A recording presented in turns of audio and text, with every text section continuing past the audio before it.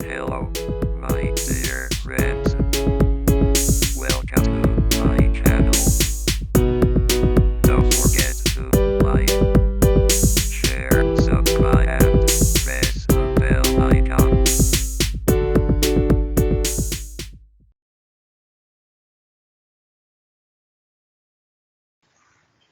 सुनिराखेका छौ?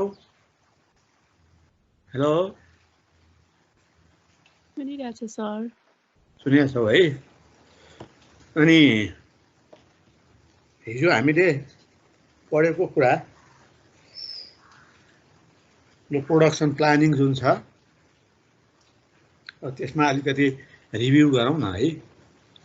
अब तिमीहरूसँग छलफल गरौँ। यो वास्तवमा प्रोडक्ट भनेको के रहेछ? यसको टेक्निकल डेफिनेसन के? अब साइन्टिफिक भनौँ न, अझ वैज्ञानिक यसको परिभाषा के रहेछ प्रोडक्टको भनौँ त? वस्तु तथा सेवा जसले चाहिँ उपभोक्तालाई सन्तुष्टि दिन्छ। हो, सन्तुष्टि दिने, एकदम त्यस्तो किसिमको वस्तु अथवा त्यस्तो किसिमको सेवा जसले चाहिँ कन्ज्युमरलाई सेटिस्फ्याक्सन दिन्छ, त्यो नै प्रोडक्टलाई हामीले त्यसै डिफाइन गर्छौँ। अब हाम्रो न्यू प्रोडक्ट हामीले कुन बेला मार्केटमा ल्याउँछौँ त? नयाँ प्रोडक्ट अथवा नयाँ प्रोडक्टको डिजाइन कुन अवस्थामा गरिन्छ होला भनौँ त? नयाँ वस्तु हामीले किन डिजाइन गर्नु पर्यो? अब नयाँ डिजाइन गर्दाखेरि त खर्च हुन्छ कम्पनीको, हैन? अनि त्यही अनुसारको नयाँ त्यसको प्रोडक्सन प्रोसेस भने टेक्नोलोजी नयाँ ल्याउनु पर्यो। अब त्यही अनुसारको मेन पावर, नयाँ मेन पावरलाई ट्रेनिङ दिनु पर्यो, अरू कुरा गर्नु पर्यो। नयाँ प्रोडक्टको लागि त हामीले उनीहरूको यो ह्युमन रिसोर्सको पनि उनीहरूलाई अपग्रेड गर्नुपर्छ। अपग्रेड नगरिकन उनीहरूले पनि काम गर्न सक्दैन। त्यसमा पनि खर्च छ। अब मार्केटमा रिसर्च गर्नु पर्यो, रिसर्च गर्ने भन्ने कुरामा पनि धेरै खर्च छ। त यत्रो खर्च गरेर नयाँ प्रोडक्ट किन ल्याउनु पर्यो? त्यसको पछाडि कारण के होला भन त? त्यो पुरानो भइरहेको प्रोडक्ट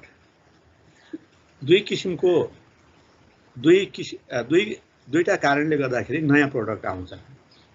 एउटा नयाँ कम्पनी इस्टाब्लिस गर्नु पर्यो भने नयाँ प्रोडक्ट आइहाल्ने भयो। उसले पुरानै प्रोडक्टलाई अरूले उत्पादन गरिराखेकै कुरालाई उसले त्यही फिचर्समा कहिले पनि अर्को कम्पनीले प्रोडक्सन गर्दैन।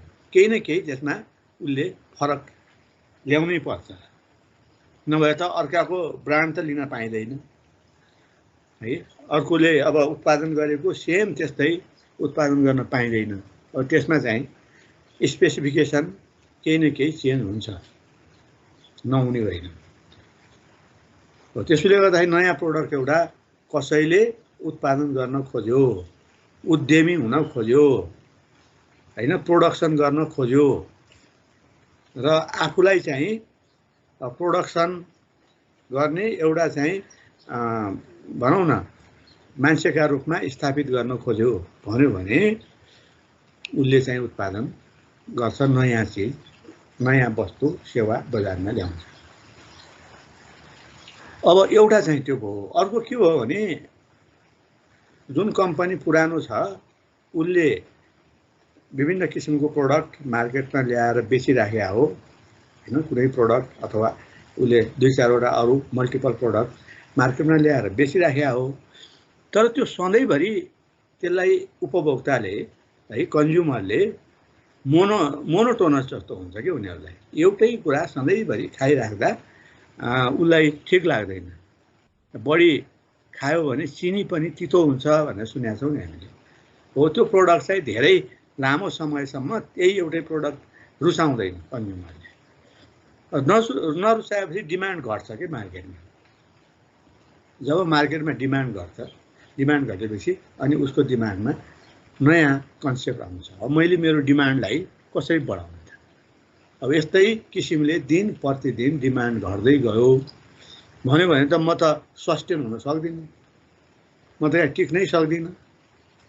अब के गर्ने होला भनेर उसले नयाँ सोचका साथ अगाडि बढ्छ है। अब नयाँ सोच भने के, न्यू प्रोडक्ट डिजाइन गर्नु पर्यो, न्यू प्रोडक्टको बारेमा प्लानिङ गर्नु पर्यो, मार्केट रिसर्च गर्नु पर्यो, अनि नयाँ प्रोडक्ट उसले पुरानो प्रोडक्टको साथसाथै नयाँ प्रोडक्ट पनि ल्याउनु पर्यो है। ल्याउँछ तर त्यो पुरानो प्रोडक्ट नयाँ प्रोडक्टले रिप्लेस हुन्छ, केही समय पछाडि रिप्लेस हुन्छ, पुरानो प्रोडक्ट स्टक नै हुन्छ त्यसको प्रोडक्सन है। यो दुईटा कारणले के, एउटा डिमान्ड चाहिँ बजारमा घट्यो भन्यो भने अनि उसले नयाँ प्रोडक्ट ल्याउने हो, र अर्को नयाँ कम्पनी स्थापना गर्नु पर्यो भने उसले नयाँ प्रोडक्ट ल्याउने नै भयो है। यो दुईटा कारणहरू छ।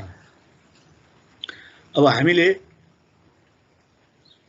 यही कुराहरू पढेका थियौँ। अब अर्को हामीले के पढेका थियौँ भने यो प्रोडक्सन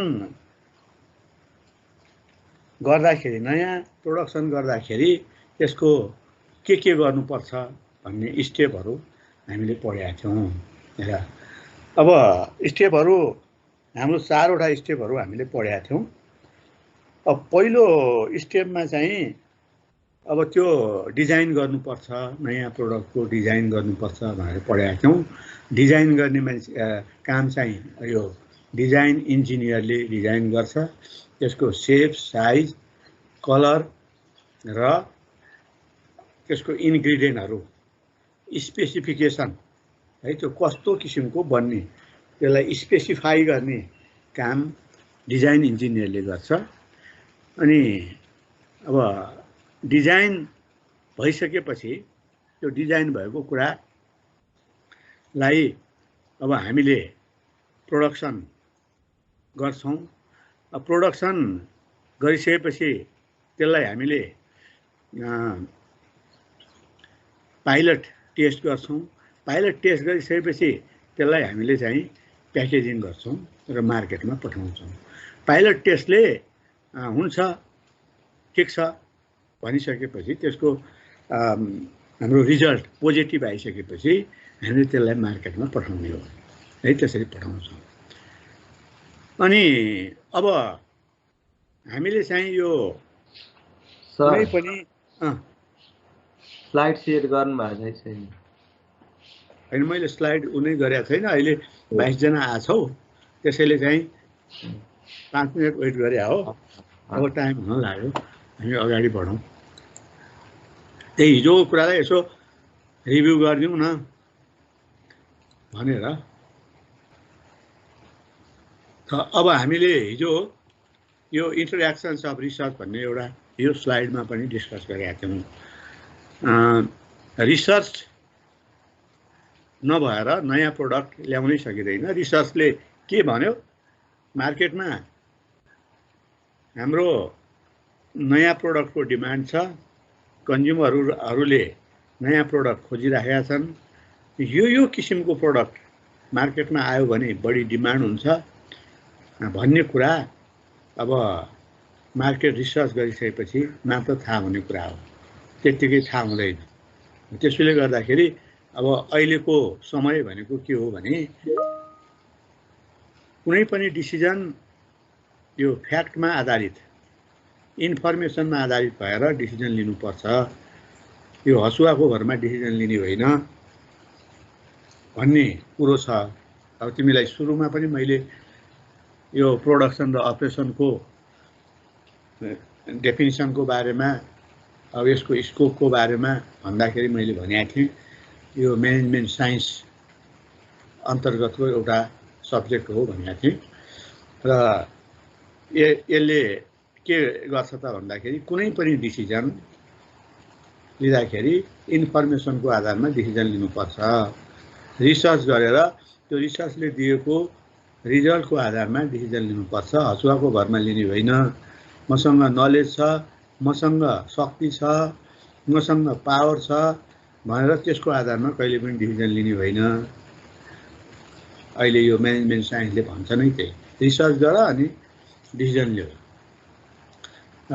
अब यो इन्टरेक्सन्स अफ रिसर्चमा पनि हामीले चाहिँ इन्टरेक्सन भन्नासाथ कुनै पनि कुरा अरूको भ्यू है, अरूको अनुभवलाई हामीले चाहिँ कन्सिडर गरेर यदि कुनै निचोडमा पुग्छौँ, यदि कुनै डिसिजन पोइन्टमा पुग्छौँ भन्यो भने त्यो इन्टरेक्सन हो है। इन्टरेक्सन भने दुई वा दुईभन्दा बढी ग्रुपसँग, दुई वा दुईभन्दा बढी व्यक्तिसँग हामीले इन्टरेक्सन गर्नुपर्छ।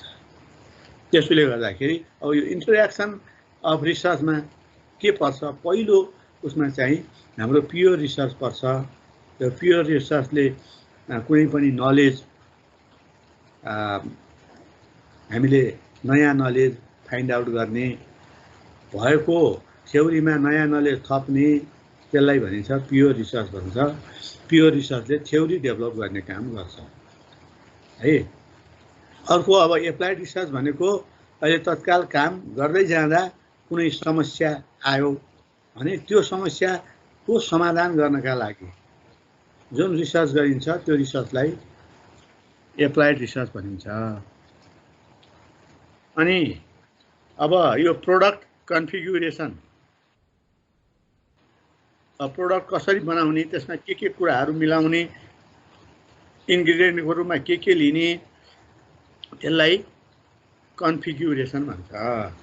त कन्फिगुरेसनमा हाम्रो एउटा प्रोडक्सन प्रोसेस है, प्रोडक्सन गर्दाखेरि कुन स्टेपहरू हाम्रो हुन्छ र त्यो कुन स्टेप त्यसले पार गर्नुपर्छ, त्यो प्रोडक्सन प्रोसेस हो। टेक्नोलोजी भन न हैन, यो टेक्नोलोजी हो प्रोडक्सन प्रोसेस भनेको। अब कुन टेक्नोलोजी हामीले प्रयोग गरेर प्रोडक्सन गर्ने। अनि मार्केट रिसर्च, मार्केटमा रिसर्च, मार्केट रिसर्चको रिजल्टले के भन्छ त्यो अनुसार हामीले प्रोडक्सन के अरे प्रोडक्ट कन्फिगुरेसन बनाउने हो, मार्केटमा माग भए अनुसारको। अनि त्यस पछाडि पाइलट रन गर्ने। पाइलट रन भने हाम्रो एकदमै सानो स्केलमा हामीले त्यसलाई हेर्ने, रिसर्च गरेर हेर्ने, हेरेपछि त्यो ओके पाइलट रनमा पोजिटिभ आयो रिजल्ट भन्यो भने हामीले अनि नयाँ प्रोडक्ट हामीले चाहिँ प्रोडक्सन गर्ने भनेर यो हामीले पढेका छौँ। अब आज हामी सुरु गर्छौँ। आजको हाम्रो चाहिँ टपिक के छ भने प्रोडक्ट लाइफ साइकल। अब यो लाइफ साइकल किरा फट्याङ्ग्राको पनि हामीले चाहिँ स्कुलमा पढेका थियौँ हैन। माउरीको जीवनचक्र भनेर तिमीहरूले पढेका थियौ, पुतलीको जीवनचक्र भनेर पनि तिमीहरूले पढेका थियौ हैन। यो अब मान्छेको जीवनचक्र पनि हामीले भोगिराखेका छौँ।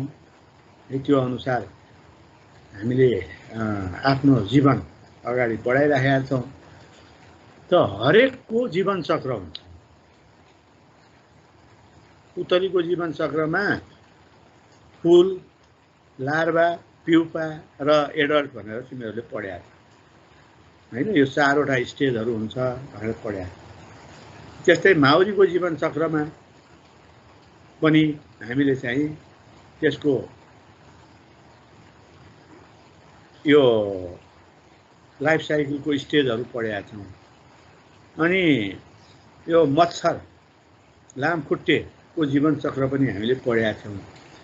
त यो जीवनचक्रमा विभिन्न स्टेजहरू पार गर्दै पहिलो एउटा इनिसियल स्टेज पार गर्दै गर्दै गर्दै गर्दै त्यो एडल्ट भइसकेपछि फेरि उसले फेरि इनिसियल स्टेज नै सुरु गर्छ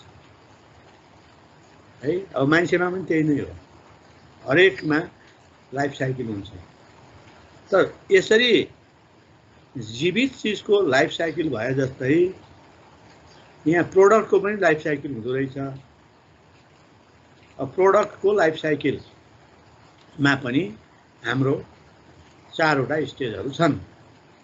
हेर है लाइफ साइकलमा प्रोडक्टको लाइफ साइकलमा 4 वटा स्टेज छ इन्ट्रोडक्सन ग्रोथ म्याच्युरिटी डिक्लाइन त अब इन्ट्रोडक्सन पिरियडमा तिमीले नयाँ प्रोडक्ट मार्केटमा इन्ट्रोड्युस गर्छौ मार्केटमा इन्ट्रोड्युस गर्ने नयाँ प्रोडक्ट अब त्यो चाहिँ मार्केटमा गइसकेपछि अब त्यसको सङ्घर्ष सुरु हुन्छ है त्यसको स्ट्रगल सुरु हुन्छ त्यसलाई स्ट्रगलमा सफल बनाउने काम त्यही कम्पनीको हो कम्पनीले त्यसलाई सफल पनि बनाउन सक्छ फेलियर पनि गर्न सक्छ त उसले चाहिँ विभिन्न किसिमले त्यसलाई अपग्रेड गर्दै अगाडि बढाउँछ अपग्रेड गरेर अगाडि बढ्यो र सबैको माझमा त्यो एकदम प्यारो भयो परिचित भयो भन्यो भने त्यसको डिमान्ड बढ्छ डिमान्ड बढिसकेपछि बढ्दै बढ्दै बढ्दै डिमान्ड ग्रोथ हुँदै जान्छ जब डिमान्ड ग्रोथ हुँदै जान्छ भने कम्पनीको रेभिन्यू पनि बढ्दै बढ्दै बढ्दै जान्छ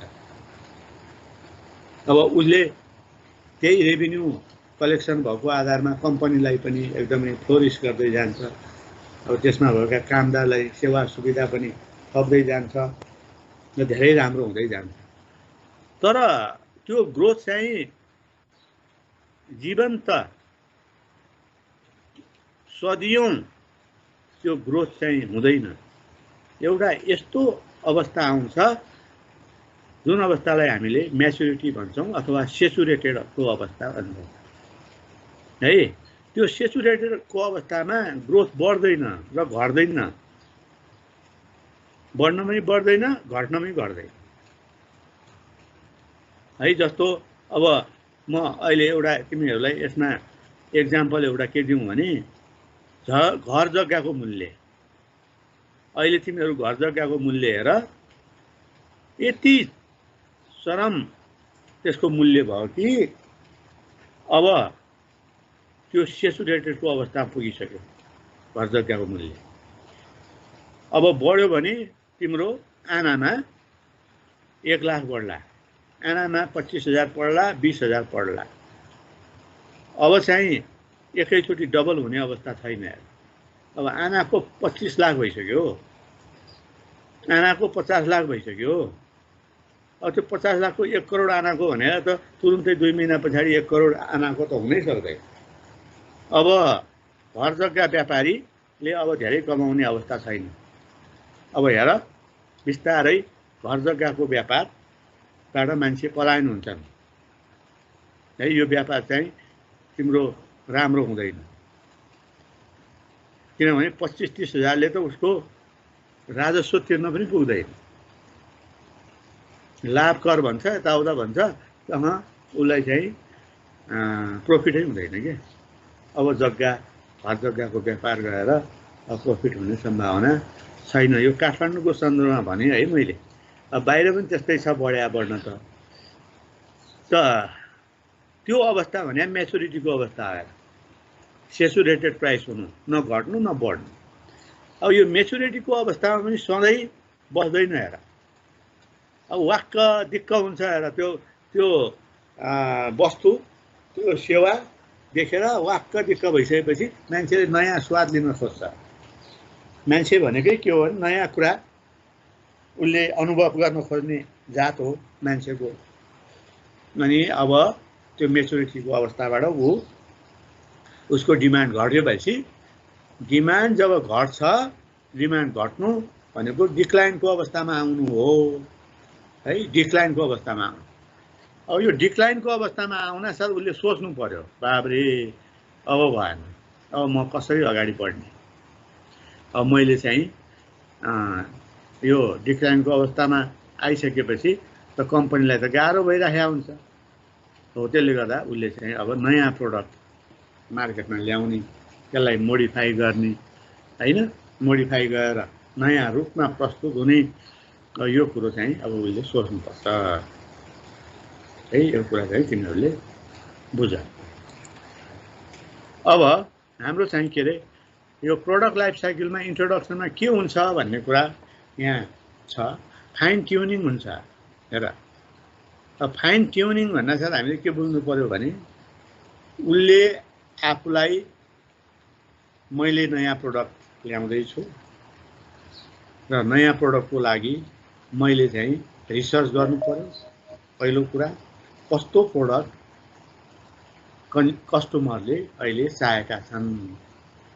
अब मैले चाहिँ प्रोडक्सन गर्ने जुन प्रोडक्ट छ त्यो प्रोडक्ट अरूभन्दा कसरी मैले फरक बनाउने, त्यसका लागि उसले रिसर्च गर्नै पर्छ है। रिसर्च अगाडि बढाउँछ अनि रिसर्च अगाडि बढाएपछि अब प्रोडक्ट डेभलपमेन्ट भन्ने हुन्छ। अब प्रोडक्ट डेभलपमेन्ट भन्नासाथ हामीले चाहिँ त्यसलाई रिसर्च पछाडिको कुरा अब के गरेर त्यसलाई डेभलप गर्ने त प्रोडक्टलाई। त्यसलाई डिजाइन गर्नु पर्ला प्रोडक्टको, अनि प्रोडक्टको अब प्रोडक्सन प्रोसेस चुज गर्नु पर्ला। अब त्यसको चाहिँ इन्ग्रेडियन्टहरू के राख्नु भन्ने गर्नु पर्ला। अब त्यसलाई चाहिँ एउटा फाइनल रूप है, चेन्ज हो नि डेभलपमेन्ट भने त चेन्ज हो। जब त्यसमा चेन्ज ल्याउँदै जान्छ, चेन्ज ल्याउनका लागि विभिन्न कामहरू गर्दै गइन्छ अनि प्रोडक्ट डेभलपमेन्ट गरिन्छ। अनि अर्को कुरो इन्ट्रोडक्सनमा के गरिन्छ भने प्रोसेस मोडिफिकेसन एन्ड इन्हान्समेन्ट। अब प्रोडक्सन प्रोसेस भने हो यो प्रोडक्सन प्रोसेसलाई अब हामीले चाहिँ के हो त भन्दा मोडिफाई गर्नुपर्ने पनि हुनसक्छ। अब त्यसलाई पाइलट रन गर्यो, पाइलट टेस्ट गर्यो, पाइलट टेस्टले केही सुझाव दिन्छ, यसलाई अलि मोडिफाई गरौँ, यो अनुसार जाउँ, यसको साइज अलि बढाउँ, सानो भयो साइज होइन, बरु प्राइस पनि अलि बढाउँला, साइज पनि बढाउँ भन्ने हुनसक्छ। अनि अब यसको कलरलाई गरौँ, यसको क्वालिटीलाई अझै बढाउँ भनेर त्यसलाई मोडिफाई गर्ने। अनि अब इन्हान्समेन्ट भने प्रवर्धन गर्ने। अब प्रवर्धन गर्ने भने केले प्रवर्धन गर्छ त, यसलाई केले इन्हान्स गर्ने, माथि लैजाने त, यसको डिमान्डलाई कसरी हामीले बढाउने त भन्दा अब इन्हान्समेन्ट गर्नका लागि अब विज्ञापनदेखि लिएर इन्सेन्टिभहरू के दिन सकिन्छ, इन्सेन्टिभहरू दिएर त्यसलाई प्रवर्धन गर्ने भन्ने कुरा भयो। अनि सप्लाई डेभलपमेन्ट गर्नुपर्छ। यो सप्लाई भने सबैभन्दा महत्त्वपूर्ण हो। अब हामीले हाम्रो खाएको खानेकुरा, पानी, खाना, यताउता सबै हाम्रो चाहिँ शरीरमा युज हुँदैन।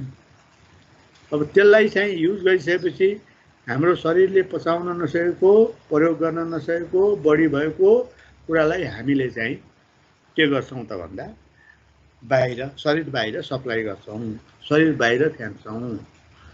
यदि बाहिर फ्याँकेन भने के होला भन्दा हामी त बाँच्नै सक्दैनौँ। दिशा पिसाबै रोकिएपछि त मान्छे सिद्धियो। अब हाम्रो एउटा चाहिँ के भयो त भन्दा शरीरलाई चाहिने खानै खाएन, पानी नै खाएन भने पनि हाम्रो जीवन रहेन। हाम्रो शरीरमा उत्पन्न भएको विकारलाई शरीरबाट बाहिर फ्याँकेन भने पनि त्यसको पनि जीवन रहेन। त्यस्तै गएर कुनै पनि प्रोडक्टको सप्लाईलाई हामीले एकदम राम्रो गर्नुपर्छ भनेको सप्लायर डेभलपमेन्ट गर्नुपर्छ। त्यो सप्लायर जो छ कम्पनीका, ती सप्लायरलाई हामीले इमानदार बनाउनु पर्यो। ती सप्लायरलाई को क्षमता अभिवृद्धि गराइदिनु पर्यो। ती सप्लायरलाई कम्पनीप्रति पोजिटिभ गराउनु पर्यो। अनि मात्र हाम्रो चाहिँ इन्ट्रोडक्सनमा हामी हाम्रो प्रोडक्टलाई मार्केटमा इन्ट्रोड्युस गर्न सक्छौँ, नभए सक्दैनौँ। र यो चारवटा फाइन ट्युनिङमा यो चारवटा कुराहरू गरिन्छ, तिमीहरूले बुझ्नु पर्यो। अब अर्को ग्रोथ भन्ने छ।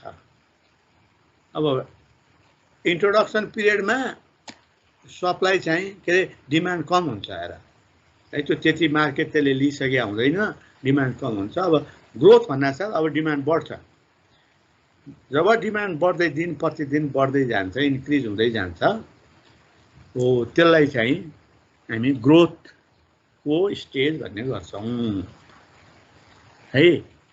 when demand increases day by day, that stage is growth stage. है ग्रोथ स्टेज भन्न चाहिँ तिमीहरूले बुझ्नु पर्यो डिमान्ड बढिरहेको अवस्था। त अब यसमा के हुन्छ त ग्रोथ बढिरहेको अवस्था भने product design begin to stabilise. अब स्टेबलाइज भने थाहा होला तिमीहरूलाई, स्टेबलाइज भने स्थिर बनाउनु, त्यसलाई स्थायित्व दिनु हैन, स्थायित्व दिनुलाई स्टेबलाइज भन्छ। त अब त्यो प्रोडक्ट डिजाइनलाई अब चेन्ज गर्नु हुँदैन, अब त्यसमा मोडिफाई गर्नु हुँदैन, किनभने ग्रोथ बढिसक्यो, हाम्रो प्रोडक्टलाई मार्केटमा रुचाइसक्यो, त्यसको डिमान्ड बढिसक्यो। अब डिमान्ड बढिसक्यो हुनाले अब हामीले चाहिँ त्यसलाई के गर्नु हुँदैन त भन्दाखेरि यो के रे चेन्ज गर्नु हुँदैन, अब त्यसलाई स्टेबलाइज गर्नुपर्छ भन्ने कुरा हामीले बुझ्नु पर्यो। हेर त अब के हो त स्टेबलाइज गर्ने तौर तरिका भने त के भयो त भन्दाखेरि अब त्यही प्रोडक्टलाई मार्केटमा कन्टिन्युअसली पठाउँदै जानु पर्यो है। अब त्यसमा ब्रेक नहोस्, मार्केटमा हाम्रो प्रोडक्टको के नहोस् त भन्दाखेरि अभाव नहोस्, त्यो गर्नु पर्यो।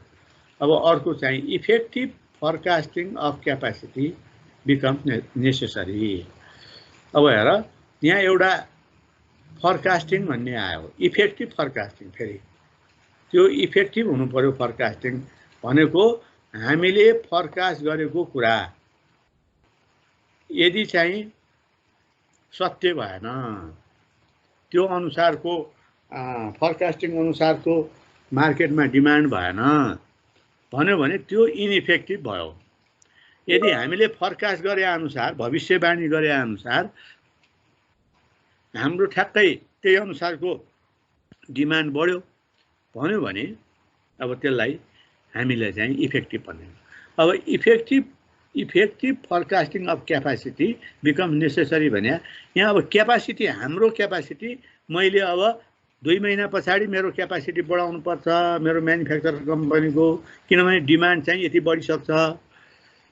अब 6 महिना पछाडि मैले मेरो क्यापासिटी यति बढाउनु पर्छ। अब सुरुमा हाम्रो कम क्यापासिटीमा त्यो इन्डस्ट्री लन्च हुन्छ, बिस्तारै समय बित्दै जाँदा ग्रोथ स्टेजमा जाँदाखेरि अब मार्केटमा डिमान्ड पनि बढ्या हुन्छ। त्यो डिमान्ड बढे अनुसार मेरो क्यापासिटी पनि मैले यो अनुसार बढाउँदै लानुपर्छ भनेर उसले चाहिँ 6 महिना पछाडि मेरो चाहिँ क्यापासिटी यतिले बढाउनु पर्छ, एक वर्ष पछाडि यतिले बढाउनु पर्छ, 2 वर्ष पछाडि यतिले बढाउनु पर्छ, 5 वर्ष पछाडि मेरो क्यापासिटी यतिले बढाउनु पर्छ भन्ने सोचाइ राखेर जानु पर्यो हैन। अब सरस्वती क्याम्पसले अब अहिले विभिन्न प्रोग्रामहरू लन्च गरेका छ। अब उसको चाहिँ स्टुडेन्टहरू बढ्दै गएछ। अब को 2 वर्ष पछाडि पनि नम्बर अफ स्टुडेन्ट मेरो बढ्छ। मैले नयाँ प्रोग्रामहरू यहाँ लन्च गर्छु अनि तिनीहरूको त्यो सेमिस्टरमा पनि विद्यार्थीहरू सेमिस्टर बढ्दै जान्छ हैन। फर्स्ट सेमिस्टरमा भर्ना भए विद्यार्थी 8औं सेमिस्टरमा जाँदाखेरि त विद्यार्थी संख्या त कति हुन्छ कति। अब अहिलेकै त्यही क्यापासिटी, त्यही बिल्डिङ, त्यही क्लासरुममा सरस्वती क्याम्पस चलाउन सकिन्छ त अब सकिँदैन। अब उसले सोच्नु पर्यो अब नयाँ बिल्डिङ बनाउनु पर्छ, मैले लाइब्रेरी अझ बढी क्षमताको लाइब्रेरी मैले डेभलप गर्नुपर्छ, टोयलेट पनि बढी क्षमताको टोयलेट मैले डेभलप गर्नुपर्छ, खाने पानीको व्यवस्था पनि मैले बढी क्षमताको गर्नुपर्छ, डेस्क बेन्च पनि मैले बढी डेस्क बेन्चहरू एरेन्ज गर्नुपर्छ, कर्मचारीहरू पनि मैले त्यही अनुसारको व्यवस्था गर्नुपर्छ भनेर उसले आफ्नो क्यापासिटी बढाउँदै जानुपर्छ। त्यही पुरानो क्यापासिटीमा यदि चलाउने हो भने राम्रो पर्फर्मेन्स हुँदैन है। त्यो भने एडिङ और इन्हान्सिङ क्यापासिटी मे बी नेसेसरी। अब मात्र हामी त्यो भएकै एक्जिस्टिङ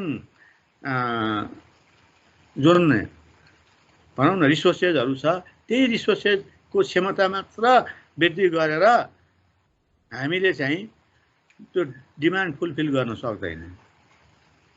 अब के गर्नु पर्यो त भन्दाखेरि नयाँ चाहिँ क्यापासिटी डेभलप गर्नुपर्ने हुन्छ। जस्तो मैले भने अब सरस्वती क्याम्पसले त्यो जति उसको अहिले 6-7 रोपनी जति कति जग्गा छ, अब त्यो 6-7 रोपनी मात्र सफिसियन्ट हुँदैन।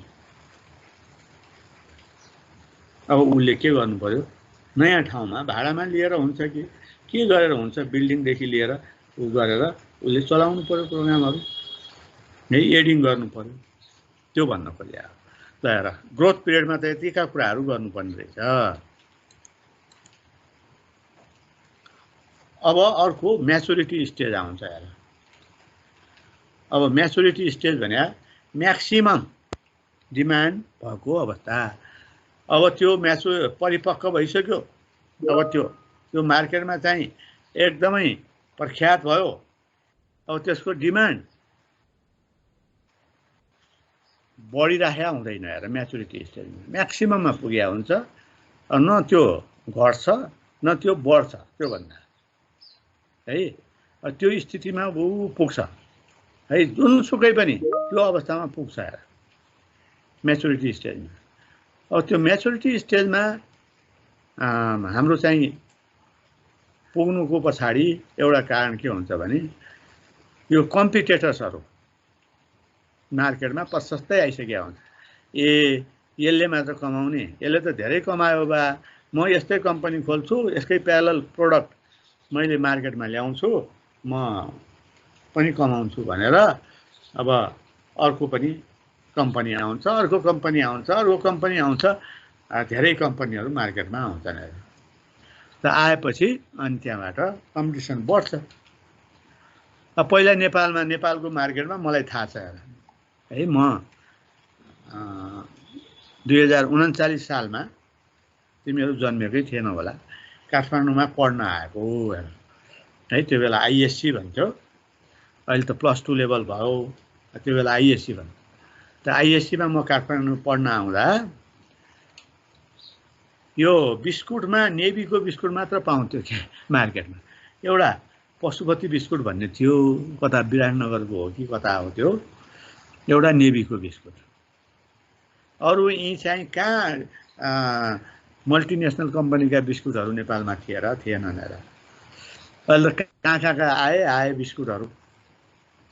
त भनेपछि अहिले अब यति कम्पिटिसन भयो, अब ती नेपाली त्यो पशुपति बिस्कुट नेभीको बिस्कुट त मार्केटमै हराइसक्यो क्या। त्यस्तो भइदियो। अब कम्पिटिटर्सहरू आएर पहिला उनीहरूको मोनोपोली थियो, धेरै कमाए पनि एउटा ग्रोथ स्टेजमा म्याचुरिटी स्टेजमा पुगे, पछि कम्पिटिटर्सहरू आए। कम्पिटिटर्स आउनासाथ त्यसको डिमान्ड चाहिँ अब बढाउन सकेन, अनि म्याचुरिटी स्टेजमा पुग्यो। बिस्तारै म्याचुरिटीबाट डिक्लाइनमा जाने हो। हेर अब म्याचुरिटी स्टेजमा के हुन्छ भने अब कम्पिटिटर्सहरू धेरै हुन्छन् त्यहाँ है। अब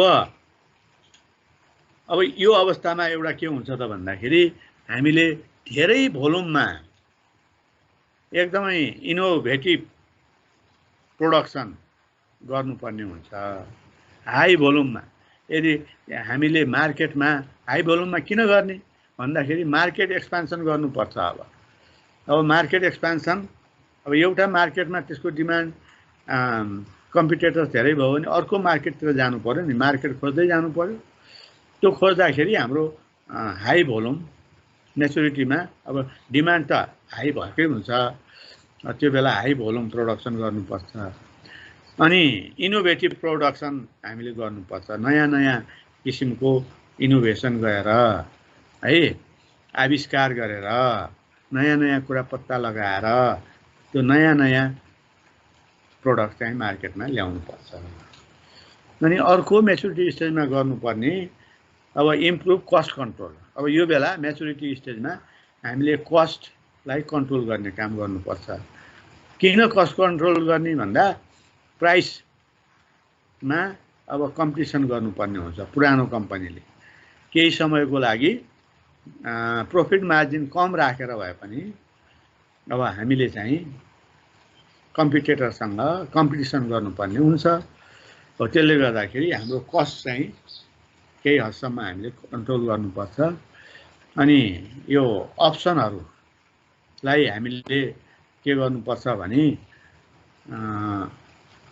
रिडक्सन गर्नुपर्छ अप्सनहरू अब यो भने के हो त भन्दाखेरि तिमीहरूले अब अहिले हामीले चाहिँ हाम्रो प्रोडक्टहरू एउटा नभए अर्को नभए अर्को हैन उत्पादन गरेर बजारमा पठाइराखेका थियौं अब के भयो भने बजारले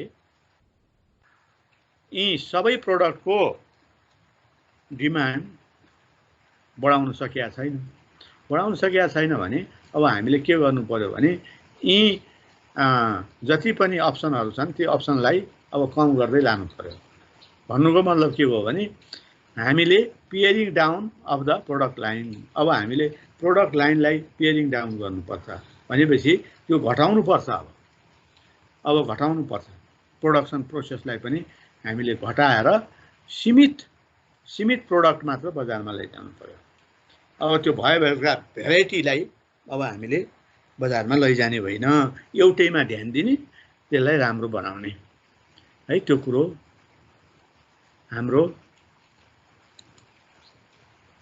अब डिक्लाइनको अवस्था आएर अब डिक्लाइन भने तिमीहरूलाई थाहा छँदैछ अब डिक्लाइनमा त हाम्रो डिमान्ड घटिरहेको अवस्था कम्पनीले मार्केटमा सस्टेन हुन एकदमै गाह्रो भएको अवस्था अब हामीले चाहिँ जुन प्रोडक्ट अहिले प्रोडक्सन गरिरहेका छौं अब त्यसबाट टर्मिनेसन हुने अवस्था आयो अब भएन यसलाई चाहिँ मैले अब छोड्नु पर्यो यसलाई सम्पन्न गरेर यसलाई चाहिँ इन्डिङ गरेर अब मैले नयाँ कुराहरू नयाँ प्रोडक्टको बारेमा सोच्नु पर्यो भन्ने उसले चाहिँ त्यो अवस्थामा पुगेको अवस्था हो डिक्लाइन है अब यी कुराहरू हाम्रो चाहिँ के भयो त भन्दा प्रोडक्ट लाइफ साइकलका स्टेजहरू भए है चारवटा अब यहाँ हेर यो ग्राफबाट देखाउन खोजिएको product life cycle sales cost and प्रॉफिटको आधारमा अब हेर यो इन्ट्रोडक्सन पिरियडमा कस्तो छ अवस्था भने यो चाहिँ तल आछ है डिमान्ड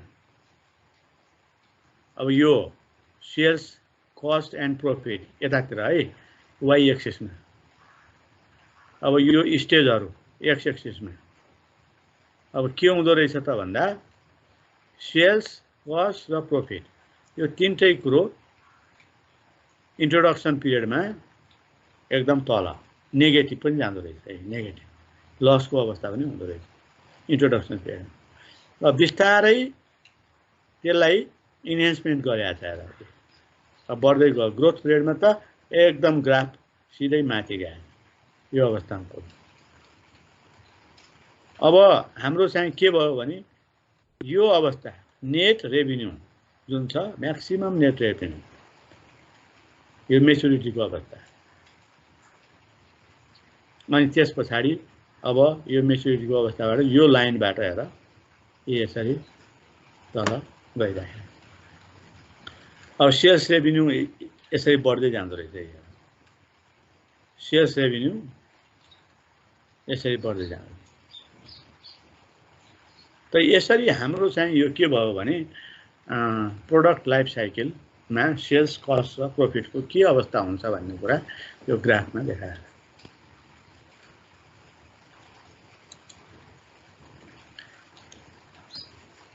अब यो एउटा लाइफ साइकललाई एउटा एक्जाम्पल हाम्रो बोइङ विमानको एक्जाम्पल दिएर यो एउटा ग्राफ बनाएको छ है यो इन्ट्रोडक्सन पिरियडमा के थियो त भन्दाखेरि यो बोइङ 727 है, बोइङ 727 को यसरी त्यो डेभलप भयो।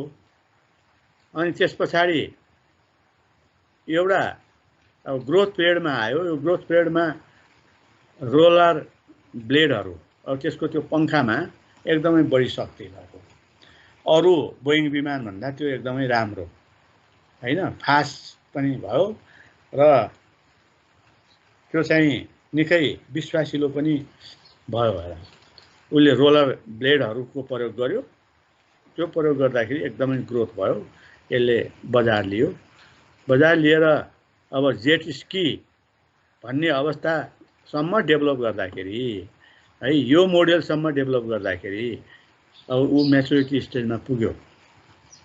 अब बिस्तारै फेरि त्यो बोइङ चाहिँ ले मार्केट लिएन, अब म्याचुरिटी स्टेजबाट बिस्तारै डिक्लाइन भएर अनि त्यस पछाडि अब उसले अर्को मोडेलको बोइङ बनायो अथवा त्यसका कम्पिटिटर्सहरू धेरै मार्केटमा आए।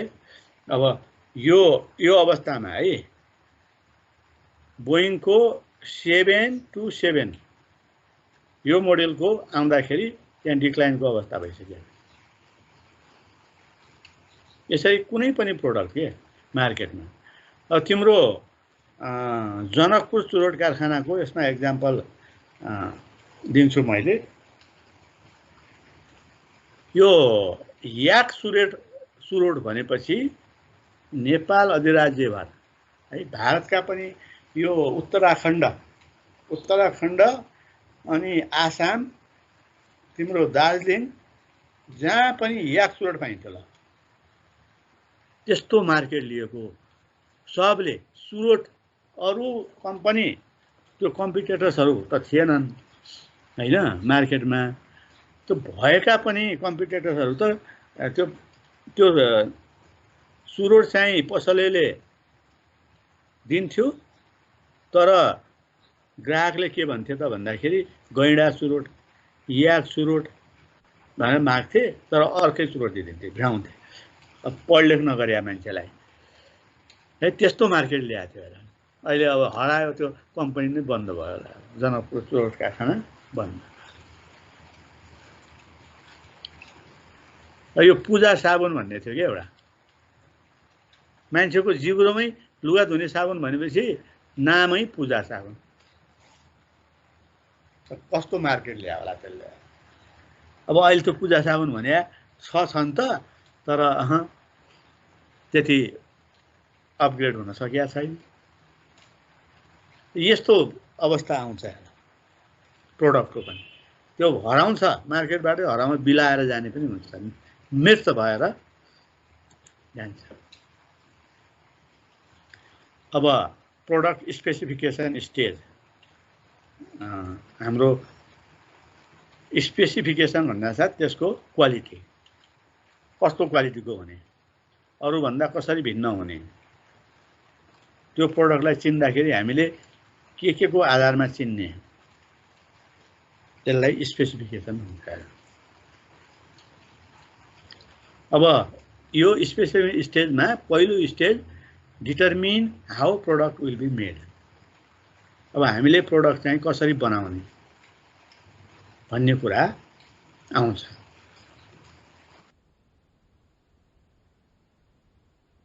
देख्ने कुरा, त्यसको आकार प्रकार कस्तो किसिमको बनाउने, अब त्यो चाहिँ हामीले बनाउनु पर्यो। अर्को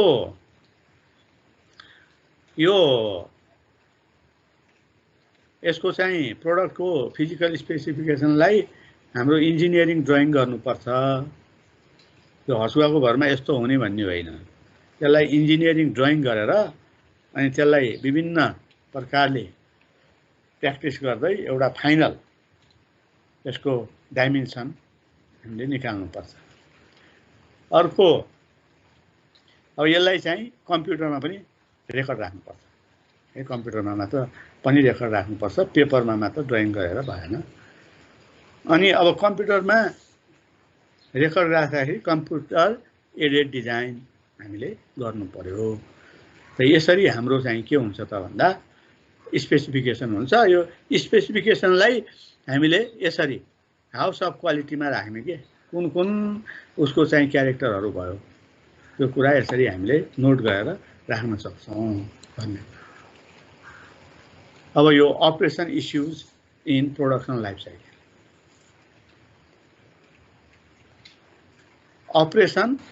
अपरेसनल इस्युज इस्यु भने तिमीहरूलाई थाहा छँदैछ समस्या है, प्रब्लम। अब प्रब्लमलाई हामी इस्यु भन्छौँ। त अब यी इस्युजहरू प्रोडक्ट लाइफ साइकलमा के आउँछन् त? अपरेसनल सर्भिसहरू हामीले कस्तो किसिमको सर्भिसहरू दिनुपर्छ त? अपरेसनल भन्दा छ सर्भिसहरू दिने। त सर्भिसका इस्युजहरू के आउँछन्? अब यसमा यो टेबल छ हेर। अब विभिन्न किसिमका इस्युहरू तिमीहरूलाई यहाँ दिएको छ। अब फेजेजहरू अथवा स्टेजहरू हाम्रो माथि कोलममा राखेको छ। अनि इस्युजहरू भर्टिकल्ली राखेको छ हैन। भर्टिकल्ली चाहिँ हाम्रो इस्युजहरू राखेको छ। यतातिर इस्युज भयो यो ठाउँमा, यो इस्युज भयो। अनि यो चाहिँ के अब यो फेजमा हाम्रो अपरेसनल इस्युजहरू कस्तो खालको आउँछ ल हेर। अब यो प्रोडक्ट भेराइटीमा है, इस्युमा एउटा भेराइटी छ।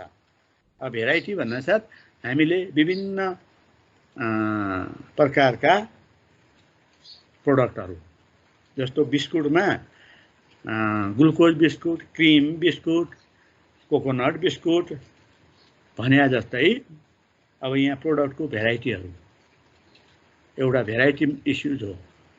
अब यसमा स्टार्टअप भने इन्ट्रोडक्सन पिरियडमा के हुन्छ भन्दा डिफ्रेन्ट भेराइटी है, सुरुको अवस्थामा डिफ्रेन्ट भेराइटीहरू हुन्छन्।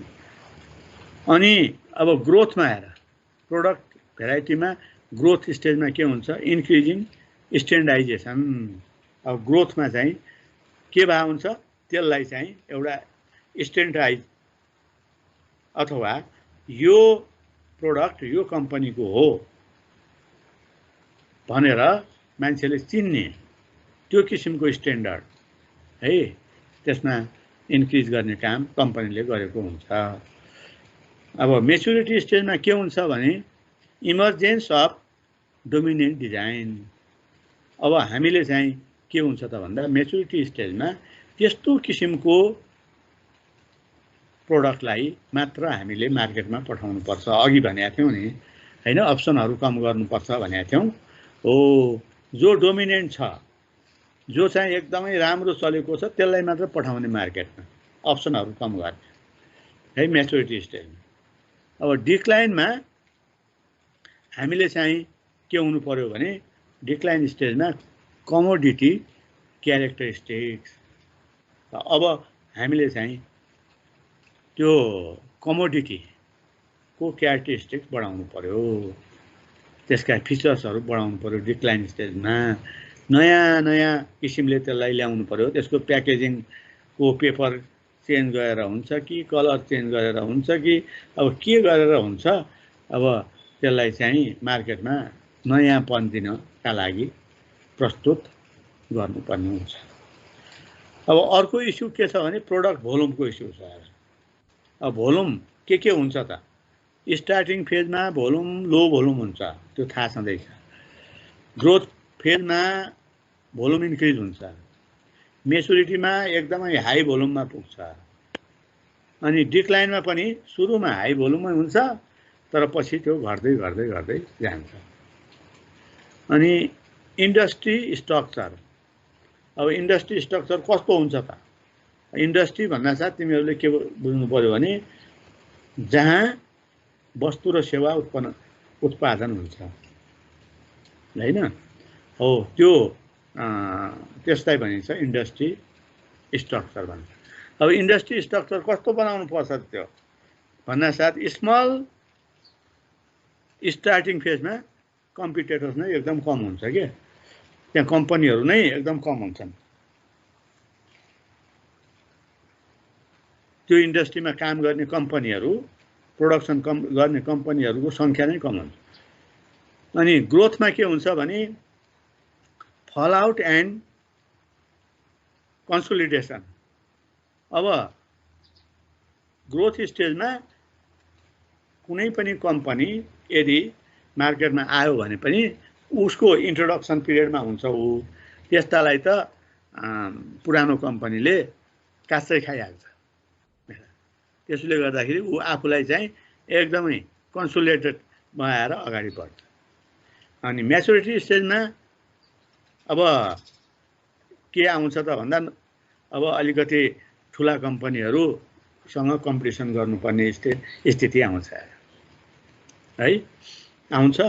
अनि अब डिक्लाइन स्टेजमा अब कसरी सर्भाइभ हुने, सर्भाइभ कसरी हुने, कमाउने त कुरो छोड, मुस्किलले कसरी बाँच्ने भन्ने स्थिति हुन्छ।